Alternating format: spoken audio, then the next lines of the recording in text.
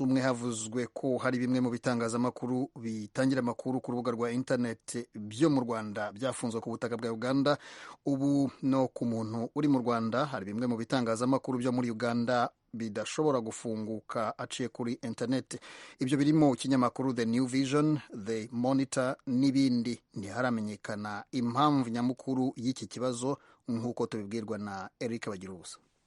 Amakuru agaragara ku mbuga nkoranyambaga na bimwe mu bitangazamakuru bikorera kuri murandasi cyangwa kuri interineti aremeza ko haba hari imbuga zitangira amakuru kuri interineti za Uganda zaba zafunzwe zidafunguka ku muntu uri ku butaka bw'u Rwanda. Mu zivugwa ku isonga harimo Nile Post News, New Vision, Soft Power News n'izindi. Ibi bibaye mu gihe kuri uyu wa kane nabwo hari hakwirakwiye amakuru avuga ko ikinyamakuru The New Times na igihe.com byo mu Rwanda bitafunguka ku bari ku butaka bwa Uganda. Uganda ikora ibyo ishinja ibinyamakuru byegamiye kuri leta ko bibi bicengeza amatwara rigamije ikibi kandi ko bibangamiye umutekano w'igihugu. Bwana Ibrahim Bossa uvugira ikigo cy'igihugu cy'itumanaho muri Uganda UCC yabwiye ikinyamakuru Chimp Report cyandikirwa muri Uganda ko basabye ibigo bitanga serivisi za internet kuba bafunze by'agateganyo ikinyamakuru igihe.com na The New Times. Ijwi rya Amerika yagerageje gufungura zimwe mu mbuga zivuga ko zidafunguka ku butaka bw'u Rwanda.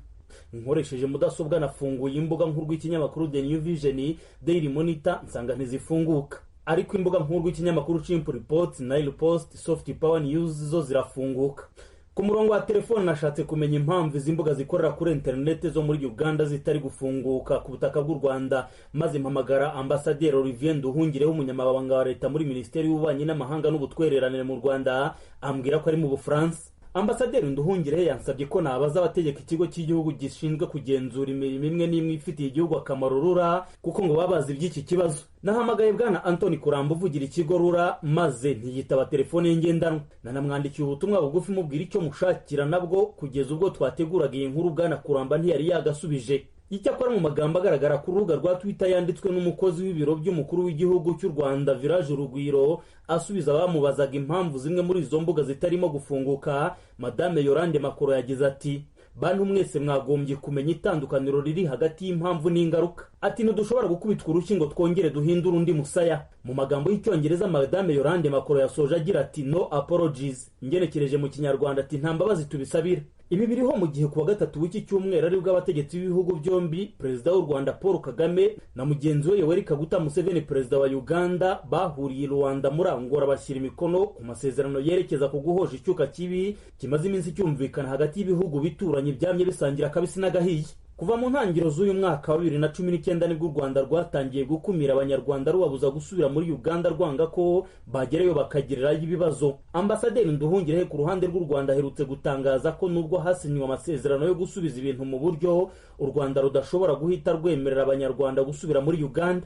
Avuga ko byasaba ko n'abahafungiwe babanza kurekurwa kandi ntihagire uwongera kuhahohotererwa. Mu kiganiro cyihariye yahaye ikinyamakuru Chimp Report cyo muri Uganda, umunyamabanga uhoraho muri Minisiteri y'Ububanyi n'Amahanga wa Uganda, Ambasaderi James Mugoya yavuze ko ntawe Uganda ifunze kubera gusa ko ari umunyarwanda, ahubwo ko abafunzwe baba barafatiwe mu bikorwa byo guhungabanya umutekano, bityo ko amategeko agomba gukurikizwa. Yahaye ikaze abanyarwanda avuga ko kugeza ubu amarembo afunguye ku banyarwanda bifuza kujya muri Uganda. Uganda ivuga kandi ko hari ibihumbi n'ibihumbi by'abanyarwanda baba bakanakorera imirimo yabo mu gihugu cya Uganda nta kibazo bafite.